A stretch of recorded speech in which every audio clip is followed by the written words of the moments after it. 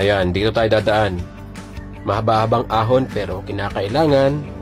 At bihira lang naman tayong dumaan dito kaya go, go, go! Paano ba to? Highlands ang banat sa tanghaling tapat? O farm stanza sa right na lampas alas 12:30? Kanina nagmamadali tayong bumaba kasi face to face na Kairos yung hinahabol natin, yung session 6 ng face to face. Ngayon naman hinahabol natin ang session 6 na online.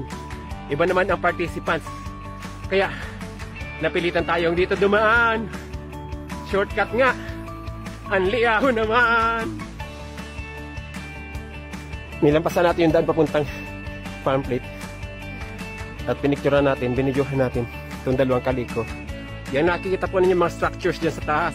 Highlands na po yan. 300 meters na lang yan. Or ganun din kung dadaan ka dyan sa kalye, halos ganun din ang layo. Pero nag-decide tayo na ito na lang tayo dadaan sa farm stanza. Mahigit 1 year na rin akong di nakakadaan dito. Ito yung pinanggalingan ko, galing Pinarik sa Albay District. So bababa tayo dyan para maiba naman. Yan, video-video tayo dahil ngayon lang tayo nakadaan dito. At ayun, malapit na tayo sa dulo. Yun, nakababa na tayo. Yan, sa gawing kanan, papunta ng farm plate. At pwede rin pabalik ng Highlands. Depende.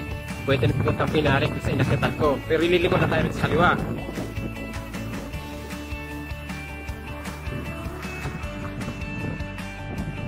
Okay. Mild dahon lang naman to.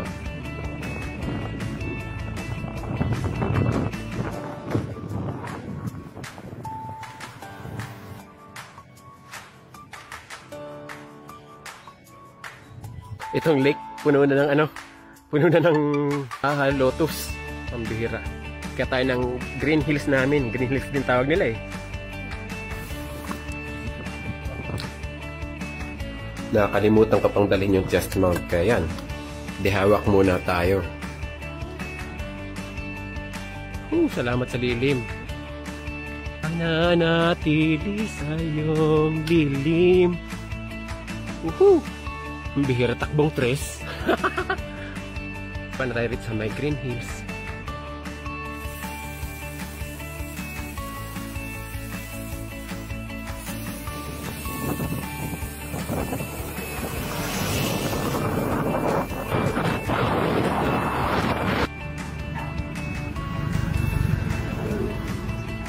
Yang bandang kaliwa galing Highlands at dyan tayo sa kanan papuntang Anislag.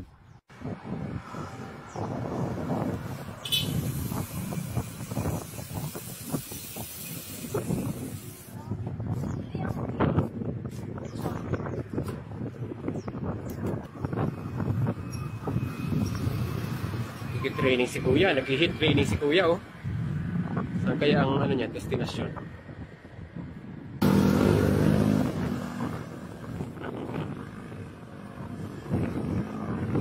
Cut na lang.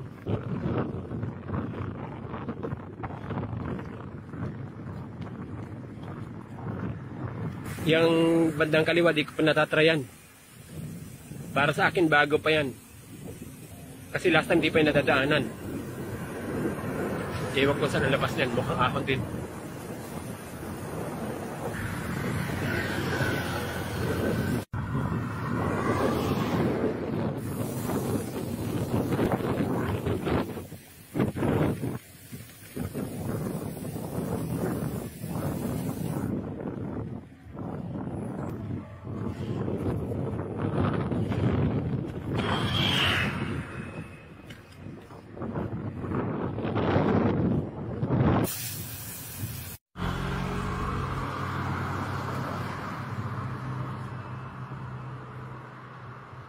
Highway na, last 100 meters to the highway na tayo.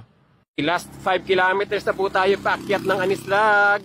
Dito tayo sa Barangay Baskaran. Tumigil muna para mag-check na mga message. Papadyak na tayo!